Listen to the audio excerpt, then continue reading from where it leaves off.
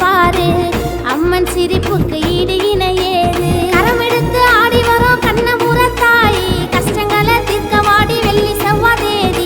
மஞ்ச தண்ணி பொழியுதம்மா உன் மனசு குளிர, கூழ் எடுத்து ஊத்துகிறோம் குளமேலும் விளங்க. சிந்தனைக்காரியே மறுவூர் மாறியே வேப்பிலை ரூபத்திலே நோய் தீர்க்கும் தாயே. சிந்தனைக்காரியே மறுவூர் மாறியே வேப்பிலை ரூபத்திலே நோய் தீர்க்கும்